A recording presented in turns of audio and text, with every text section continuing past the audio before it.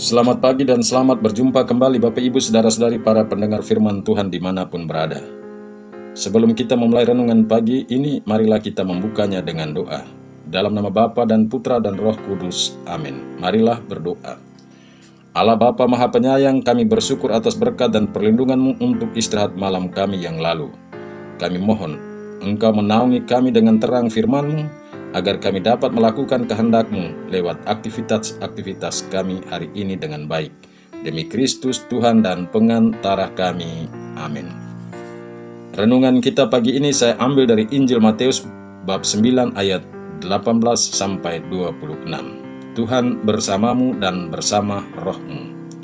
Inilah Injil Yesus Kristus menurut Matius. Dimuliakanlah Tuhan. Sekali peristiwa datanglah kepada Yesus seorang kepala rumah ibadat. Ia menyembah Dia dan berkata, "Anakku perempuan baru saja meninggal. Tetapi datanglah, letakkanlah tanganmu atasnya, maka ia akan hidup." Lalu Yesus pun bangun dan bersama murid-muridnya mengikuti orang itu. Pada waktu itu seorang wanita yang sudah 12 tahun lamanya menderita pendarahan, maju mendekati Yesus dari belakang dan menjamah jubahnya. Karena katanya dalam hati, "Asal kucamah saja jubahnya, aku akan sembuh." Tetapi Yesus berpaling dan memandang dia serta berkata, "Teguhkanlah hatimu, hai anakku, imanmu telah menyelamatkan dikau." Maka sejak saat itu juga sembuhlah wanita itu.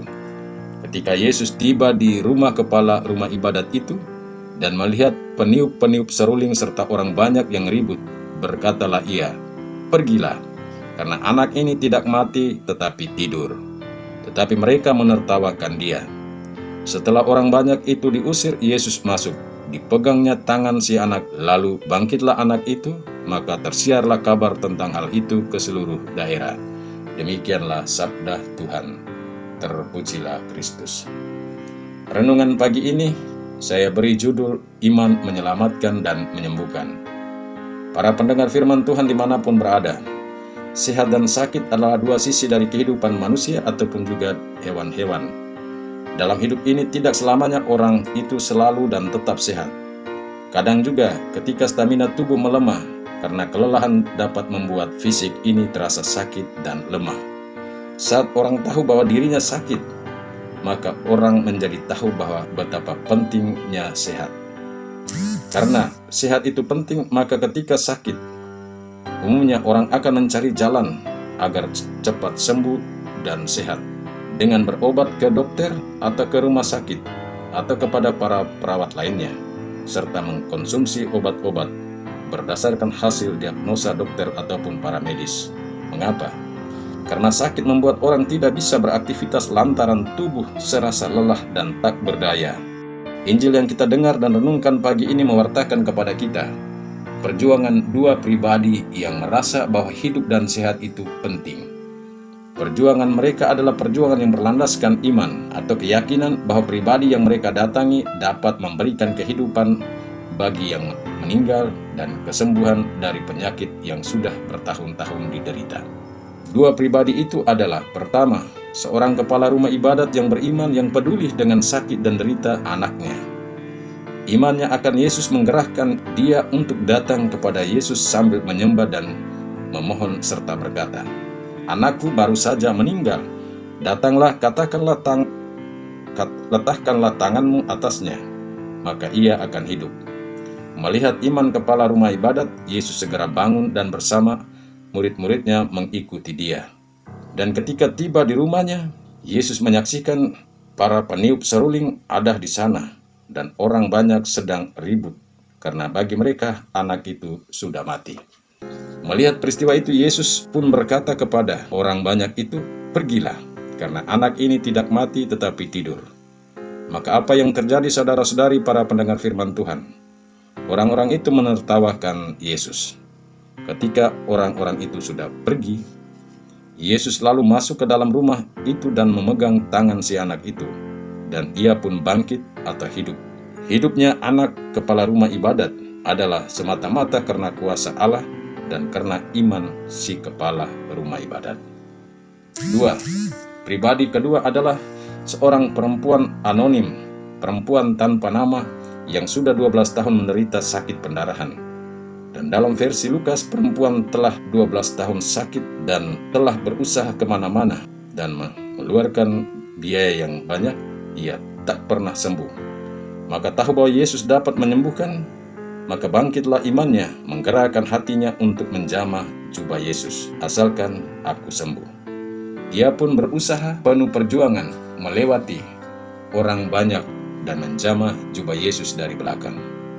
Merasa bahwa ada yang menyentuh ujung jubahnya, Yesus berpaling ke belakang dan memandang wanita itu dan berkata, "Teguhkanlah hatimu, hai anakku, imanmu telah menyelamatkan engkau." Lalu saat itu juga perempuan itu pun menjadi sembuh. Dari perjuangan wanita sakit pendarahan dapat dilihat bahwa imannya telah menyelamatkan dan menyembuhkan dia. Dari kisah penyembuhan dua pribadi, yang satu berumur 12 tahun, bandingkan versi Lukas, dan yang lain telah 12 tahun menderita sakit pendarahan. Semuanya diselamatkan dan disembuhkan karena iman akan Yesus, baik yang datang dari iman orang lain yang peduli, yakni kepala rumah ibadat, dan juga dari iman pribadi akan Yesus, yakni wanita sakit pendarahan. Jadi, dari kisah ini mau dikatakan kepada kita bahwa iman dan beriman kepada Yesus akan membawa kesembuhan, keselamatan bagi kita yang sakit dan menderita penyakit apapun, baik secara fisik maupun secara rohani. Dan bagi kita orang Katolik atau orang Kristen, bila kita sakit dan menderita penyakit apapun dan ingin sembuh dan sehat, maka pertama-tama kita harus datang kepada Yesus dan mohon disembuhkan melalui doa-doa dan ekaristi ataupun ibadat. Kedua, kita datang kepada para dokter dan para medis yang merupakan perpanjangan tangan Tuhan, yang juga dapat menyembuhkan sakit penyakit fisik kita lewat bantuan obat-obat yang kita terima. Sebagai orang Kristen, kita mesti yakin dan percaya bahwa Tuhan selalu menyembuhkan kita dari sakit penyakit apapun yang kita alami, karena mujizat selalu terjadi bagi orang-orang beriman atau orang-orang percaya, dan yang selalu mengandalkan Tuhan, karena kita yakin bahwa Yesus adalah tabib utama kita. Amin. Marilah berdoa. Allah Bapa Maha Kasih, kami bersyukur atas pekerjaan-pekerjaan yang telah kami lakukan sepanjang hari ini. Kami mohon kiranya Engkau senantiasa menyertai dan membimbing kami, sehingga hidup kami menjadi tanda berkat bagi sesama kami. Demi Kristus Tuhan dan pengantara kami. Amin.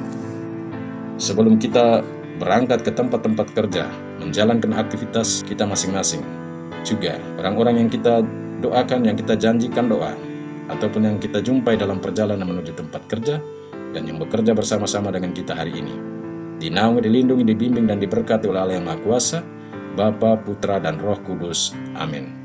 Selamat beraktivitas, Tuhan memberkati.